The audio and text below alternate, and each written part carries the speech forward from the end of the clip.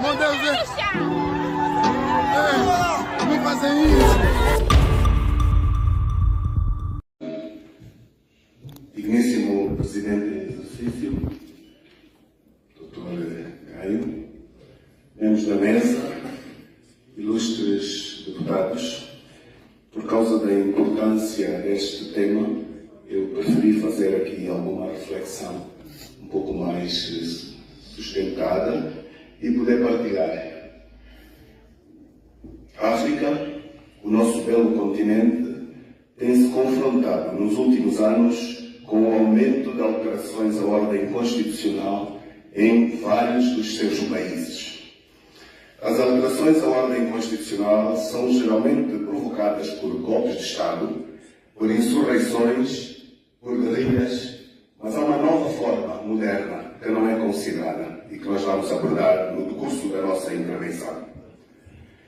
Todos nós somos chamados a analisar com honestidade as causas reais que possam justificar a extrema pobreza, os limitados níveis de falta de competitividade, a exclusão em que vive uma boa parte das nossas comunidades, as razões da imigração e da emigração, tanto as razões dos fluxos internos e da saída dos países de muitas das nossas juventudes e não só, em busca de uma nova esperança, de uma vida de dignidade que não encontram nos seus países, apesar de a maior parte dos países africanos terem independências há mais de 50 anos.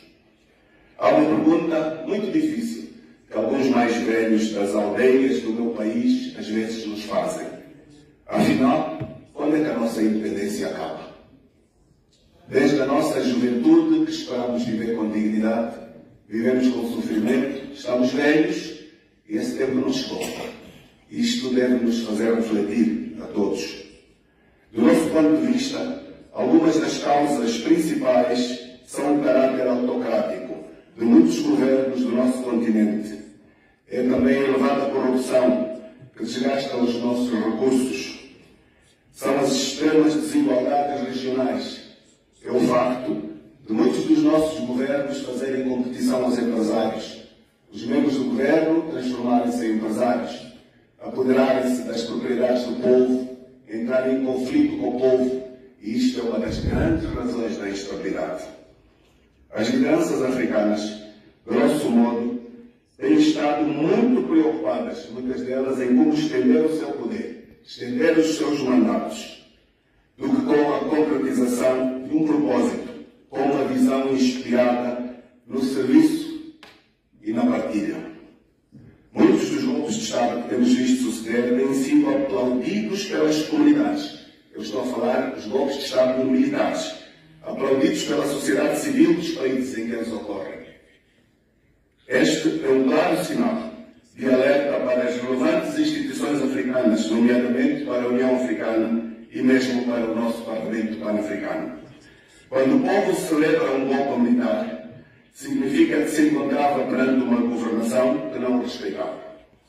E nós temos exemplos caricatos de presidências sem qualquer respeito pelo Estado Democrático e de Direito, mas que, entretanto, realizaram eleições, onde tivemos observadores da União Africana, observadores do Parlamento Pan-Africano. Vão desculpar, caros colegas, temos de ser frontais, senão não vale a pena virmos para aqui. E estes observadores, perante as mais evidentes violações, legitimaram os processos, mesmo com claros sinais não democráticos e não transparentes. Eu convido os excelentíssimos deputados a observarem, por exemplo, o que se passa hoje na África Austral. Nós temos países na África Austral onde, desde a data das independências, são governados há mais de 50 anos pelos mesmos partidos no poder. Países em que nunca se operou nenhuma alternância. É o caso do MPLA em Angola, é o caso da SWAPO na Namíbia, o ANC na África do Sul, a FRELIMO em Moçambique, a ZANU-PF no Zimbábue, têm em comum a existência do poder e a presença permanente no governo. A pergunta é: existe democracia sem alternância? Em Angola, em todas as últimas eleições, o governo angolano recusa missões de observação da União Europeia.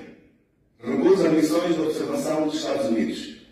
O governo do meu país só aceita missões de observação da União Africana, da SADC, do Parlamento Pan-Africano, dos PALOC, só do continente africano. Porquê? Devemos ter coragem em responder, porque estas missões, na sua maioria, já vêm formatadas. Estas missões são conduzidas por amigos, por líderes que estão nas mesmas condições dos governos que eles vão observar, governos autocráticos. Nós temos um grave problema no nosso continente, de presidentes que se sobrepõem às leis, que se sobrepõem às suas constituições e que se transformam num poder absoluto, distanciando-se das causas que levaram às lutas pela independência. E temos mesmo casos mais recentes, onde a União Africana enviou observadores e o PAP também enviou. Chegados ao terreno, os observadores do Parlamento Pan-Africano elaboraram relatórios de violações, mas ainda no terreno ouviram a União Africana reconhecer as eleições por livres e transparentes. Isto ainda aconteceu este ano. Ainda sem terem regressado. É bom refletirmos sobre estas questões. Estas questões levam aos golpes militares, muitas vezes. Uma parte dos problemas que o Parlamento Pan-Africano tem resulta do facto de algumas presidências e alguns governos do nosso continente não quererem um Parlamento forte, porque não querem ser fiscalizados pelo Parlamento Pan-Africano. Há líderes africanos que não estão preparados para prestarem contas e conviverem com parlamentos que tenham soberania e a quem eles deem limites para os seus poderes absolutos. Mas nós vivemos uma era em que temos de aprender a tratar dos nossos interesses e aprender a dialogar entre todos, aprender a ceder naquilo que não fira o nosso código de valores, naquilo que não confronta princípios universais. O Parlamento Pan-Africano precisa de... Acorda cedo, põe o pé na estrada, deixa o filho em casa com uma vontade de voltar para casa. Quando chega a praça,